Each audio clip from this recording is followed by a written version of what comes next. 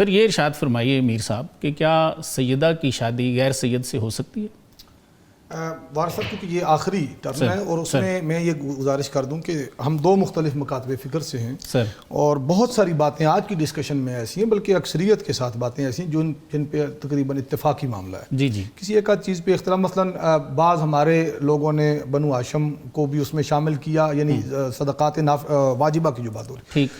بہرحال عمومی طور پہ یہ ہے کہ سیادت کے معاملے میں ہمارا بھی یہی موقف ہے جو ان کا موقف ہے. ہمارے فقہاء سے، محدثین سے، دیگر علماء سے یہی چیز ہے کہ سر سید لفظ چونکہ یہ اصطلاحاً خاص کر دیا گیا، لغوی معنی تو اس کا بڑا وسیع ہے، عام ہے، بالکل ٹھیک، لیکن اصطلاحی طور پر یہ صرف اور صرف اولاد فاطمہ یعنی حسنین کریمین کی جو آگے لڑی چلی ہے اس کے اوپر بولا جاتا ہے. بالکل ٹھیک. اب اسی لڑی کے اوپر جو آپ کا سوال ہے وہ نکاح سیدہ کا جو مسئلہ ہے وہ بھی اسی خاندان کے متعلق ہے. عام طور پہ ہاشمیوں کی شادی پہ کوئی تردد، کوئی کلام نہیں ہوتا. صحیح.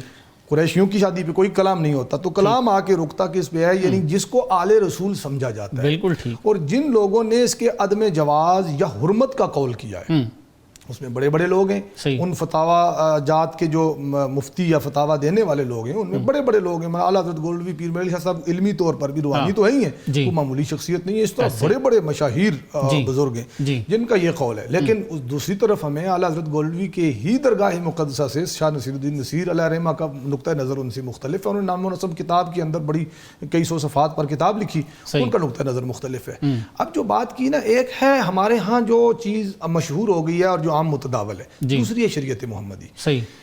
حضور علیہ السلام کی شریعت میں خاص طور پر قرآن مجید کی سورہ آل عمران میں وہ رشتے گنوا دیے گئے، سورہ نساء میں وہ رشتے گنوا دیے گئے کہ جن کے ساتھ نکاح کی حرمت نص قطعی سے قرآن مجید سے ثابت ہے. حرمت علیکم امہاتکم، پورے تمام رشتے گنوا دیے. اسی طریقے سے نبی علیہ السلام کے نے حرام اور حلال کو بیان کر دیا. جی جی. اب قیاساً تو کوئی مسئلہ اخذ کیا جا سکتا ہے، لیکن اسے یہ کہا جائے کہ یہ بنیادی اصول ہے. جو لوگ حرمت کے قائل ہیں، دونوں نظریات اہل سنت میں موجود ہیں. جی. کچھ لوگ اس کی حرمت تک جاتے ہیں کہ یہ حرام ہے، کچھ لوگ کہتے ہیں جی مناسب نہیں ہے یا ناجائز ہے، کچھ لوگ کہتے ہیں جی جائز ہے، اس میں کوئی قباحت نہیں، چونکہ یہ حرمت کے رشتوں میں اس چیز کو شامل نہیں کیا گیا.